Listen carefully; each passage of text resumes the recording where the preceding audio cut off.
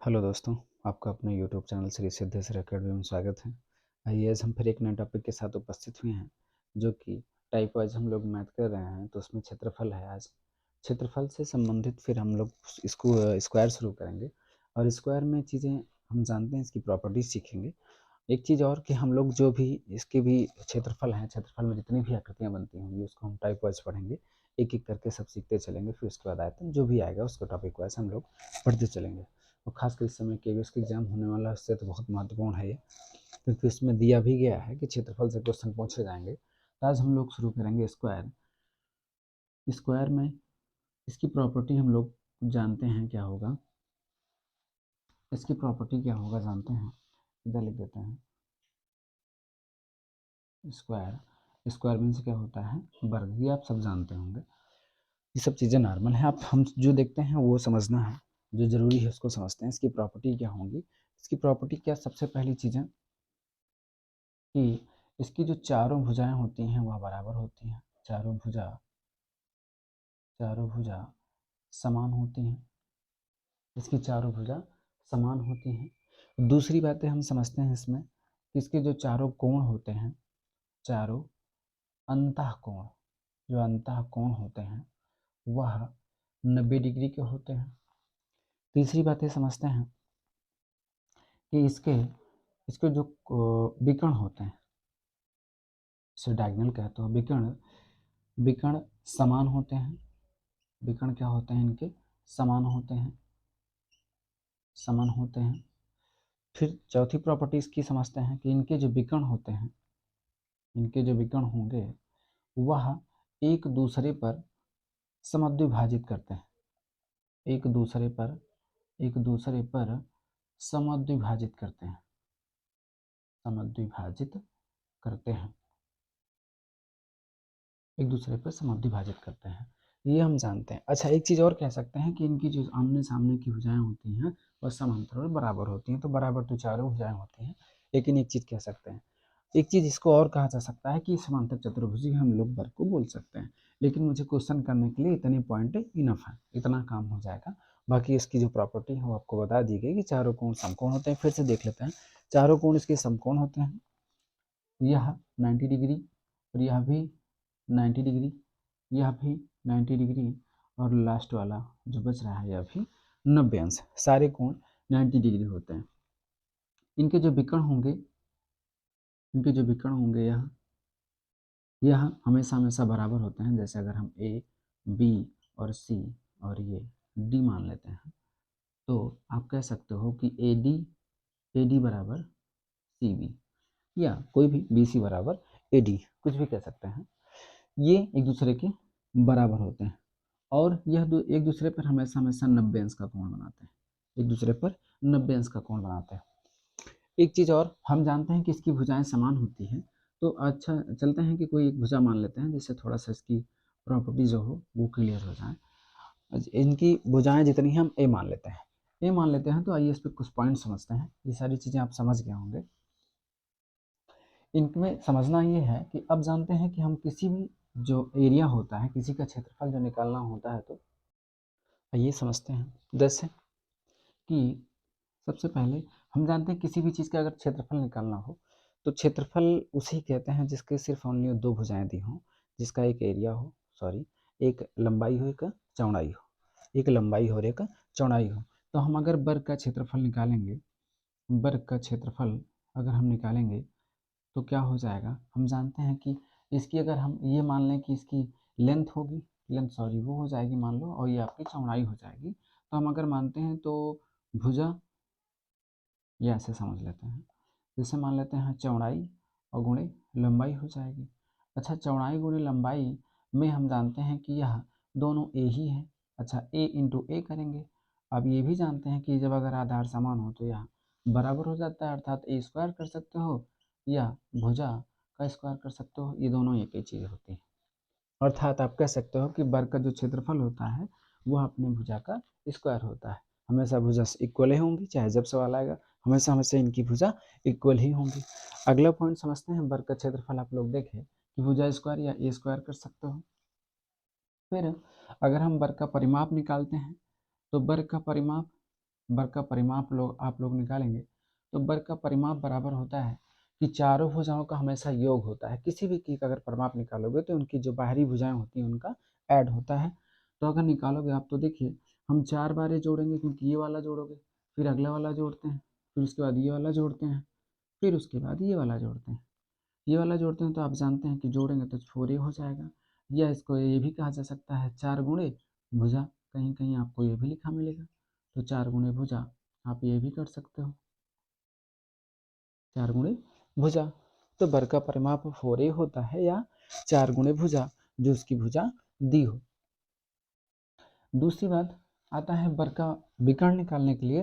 तो वर्ग का जो विकर्ण होता है, वर्ग का विकर्ण जो होगा वह हम जानते हैं कि √2 a√2 कर सकते हो, a√2 होता है, क्योंकि इसको ऐसा भी लिखा जा सकता है, गलत नहीं है। लेकिन क्या होता है कि हम जानते हैं अल्फ़ाबेटिकल चीज़ें हमेशा पहले होती हैं, अंक बाद में होता है, तो लिखने का सही तरीका आपका a√2 होगा। अच्छा, ये आता कैसे है जरा प्रूफ कर लेते हैं। आप जानते हो कि सारे कोण 90 अंश होते हैं। तो देखिए यह कोण और यह कोण, अगर हम ये डायगोनल इनका मिलाएं, ये वाला, क्योंकि किसी को निकालना है, तो यह अगर हटा के हम आपको दिखाते हैं तो यह एक समकोण त्रिभुज होगा, यह एक समकोण त्रिभुज होगा, और यह ए है, यह ए है, ये आपका लंब हो जाएगा, और ये आपका लंब हो जाएगा, ये आपका आधार हो जाएगा, और ये आपका कर्ण हो जाएगा। हम जानते हैं कि पाइथागोरस प्रमेय में कि जो दोनों भुजाओं के वर्गों का योग होता है तीसरी भुजा के वर्ग के बराबर होता है। तो उससे हम प्रूव कर सकते हैं कि आपका कर्ण जब निकालेंगे तो कर्ण का स्क्वायर बराबर कि उधर आधार का स्क्वायर हो, आधार का स्क्वायर प्लस लंब का स्क्वायर होना चाहिए। अच्छा, वो जानते हैं कि आपका ए हो जाएगा क्योंकि दोनों का मान है, तो ए स्क्वायर हो जाएगा। ये कर्ण इधर आपका वर्ग में है, उधर जाएगा तो ये √2 में हो जाएगा। तो का ए का स्क्वायर प्लस ये भी ए का स्क्वायर, ये अंदर अंदर कितना हो जाएगा 2, ए का स्क्वायर हो जाएगा। आप जानते हो कि अगर फिर ये बाहर निकलेगा तो आप ये जानते हैं कि ये 2 तो जाएगा नहीं, ए से इससे ये कैंसिल हो जाएगा, अर्थात इतना होगा, जिसे आप कितना लिख सकते हो a√2। तो आप समझ गए होंगे कि वर्ग का विकर्ण इतना होता है। वैसे ज़रूरत इतनी सिर्फ इतना है, या मैंने आपको बता दिया क्यों ऐसा होता है, कब आता है, कैसे आता है ना, ये चीज़ें बस आपको इतने से काम हो जाएगा, इतना इनफ है। अच्छा, इसमें एक चीज़ और आपको निकालने को आ जाएगी। तो अगर वर्ग का विकर्ण दिया हो तब आप कैसे निकालोगे उसका क्षेत्रफल। तो वर्ग का अगर विकर्ण दिया हो तो वर्ग का जो क्षेत्रफल निकाला जाता है वह कितना होता है, वह विकर्ण विकर्ण बटे 2 होता है, विकर्ण बटे 2 होता है। तो आप लोगों ने देखा सारी इसकी प्रॉपर्टी जो हो गई वो इतनी होनी थी, है ना। बाकी इस पे जो चीज़ अब हम क्वेश्चन करते हैं, फिर से एक बार देख लीजिए, सारी चीज़ें हो गई हैं। तब भी वर्ग का अगर हम क्षेत्रफल निकालेंगे, वर्ग का जो क्षेत्रफल होगा वह उसी भुजा का स्क्वायर होगा। वर्ग का विकर्ण आप लोग देखें, अगर वर्ग का विकर्ण दिया हो तो उस विकर्ण का स्क्वायर होता है, सॉरी भाई, वर्ग का विकर्ण दिया हो तो इसका स्क्वायर बटे 2 होता है, अर्थात उनका स्क्वायर करेंगे बटे 2 करोगे तो आप ऐसे भी इसका क्षेत्रफल निकाल सकते हो। और वर्ग का जो परिमाप होता है, वर्ग का परिमाप जो होता है, परिमाप बराबर कितना होता है, 4a होता है। तो ये सारी चीज़ें आप लोग देख चुके हैं इसी चार पे। हम लोग अब इस पर कुछ क्वेश्चन अप्लाई करके देखते हैं कि कैसे हल होगा। वैसे किसी भी चित्र में चाहे आप क्षेत्रफल निकालो चाहे आयतन निकालो, अगर ज्योमेट्री पढ़ रहे हैं तो ज्योमेट्री में सबसे ज़्यादा मेन इंपॉर्टेंट होता है इसका फार्मूला और इसकी प्रॉपर्टी।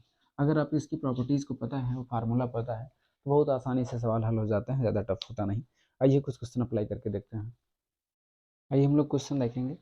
हम क्वेश्चन ऐसे ले रहे हैं जो कि आपको जल्दी, जैसे थोड़ा सा टफ लगे, टफ क्या लगे आप लोग कर सकते हैं, नॉर्मल क्वेश्चन कर सकते हैं अगर भुजा दी हो तो निकालने के लिए। ये सब क्वेश्चन देखते हैं, बहुत आसानी से, बहुत सिंपल है, कुछ टफ नहीं है। सिर्फ आप थोड़ा सा ध्यान से इसकी प्रॉपर्टी पढ़ लें, फार्मूले पढ़ लें, बाकी हल हो जाएगा। बस इतना ध्यान देना है कि आपको जैसे जिसकी प्रॉपर्टी दी है, जैसे अगर विकर्ण दिया है तो विकर्ण का दिया तो विकर्ण का जो फार्मूला उसके सामने रख दो, बस बाकी कुछ ना कुछ वैल्यू देगा, बाकी उठा के हल कर लेते हैं। जैसे इसमें दिया है कि वर्ग का विकर्ण जो है वह 10√2 है, तो इसमें इसकी परिधि पूछा है। परिधि माने भी परिमाप होता है, या चारों तरफ की उसकी जो भुजा होगी या चारों तरफ के उसका जो माप होगा वह परिधि कहा जाएगा। जैसे हम जानते हैं वर्ग का विकर्ण इतना है, तो वर्ग के जो विकर्ण का सूत्र होता है, वर्ग का विकर्ण बराबर, हम अभी पीछे देखे थे कि वह कितना होता है, वह होता है a√2। A√2 होता है, तो अर्थात और ये विकर्ण दिया है, इसका मतलब है कि हम वर्ग का विकर्ण के सामने इसके बराबर ही रख सकते हैं। क्यों? क्योंकि सिंपल सी बात है, इसका मान दिया है तो इसके सामने इसको रख सकते हैं। किसी भी चीज़ का अगर मान दिया हो तो इसका मतलब है उसका मान इसी के बराबर होना चाहिए। तो अब देखिए, तो हम जानते हैं √2 से √2 कैंसिल हो जाएगा, a बराबर आपका 10 मिल गया, 10 सेंटीमीटर। और फिर ये परिमाप पूछा है, इसका परिमाप क्या होगा? तो हम परिमाप जानते हैं कि जो वर्ग का परिमाप होता है, वर्ग का परिमाप जो होता है वह कितना होता है? 4a होता है। ए आपको कितना मिल गया? 10 सेंटीमीटर, अर्थात 4 गुणे 10 बराबर 40 सेंटीमीटर। यही इसका आंसर हो जाएगा। ऐसे क्वेश्चन हल हो जाएंगे। और कुछ क्वेश्चन हम हल करते हैं, जिससे देखिए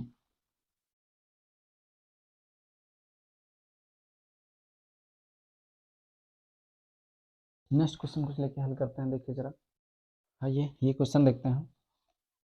एक वर्ग के विकर्ण की लंबाई 14 सेंटीमीटर है, तो इस वर्ग का क्षेत्रफल बताना है। एक वर्ग के विकर्ण की लंबाई 14 सेंटीमीटर है, तो इस वर्ग का क्षेत्रफल बताना है।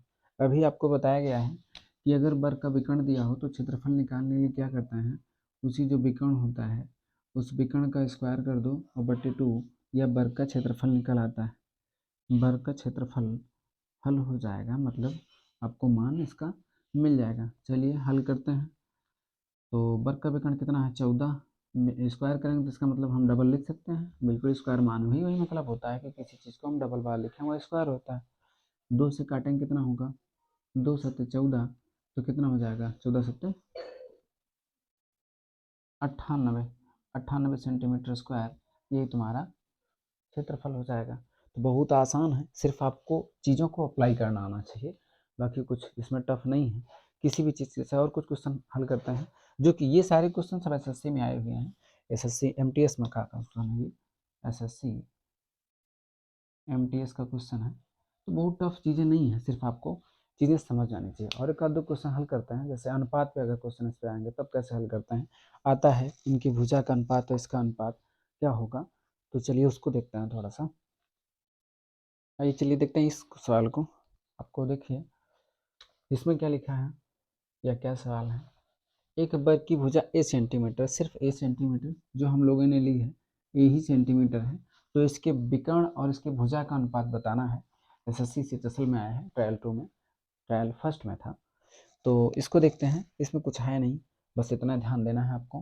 तो जैसे हम जानते हैं कि अगर ए है, अगर यह ए भुजा है, तो हमने प्रूफ किया था पीछे अभी कि जो यह वर्ग का विकर्ण होगा वह कितना होगा? A√2 होगा। ये हम जानते हैं।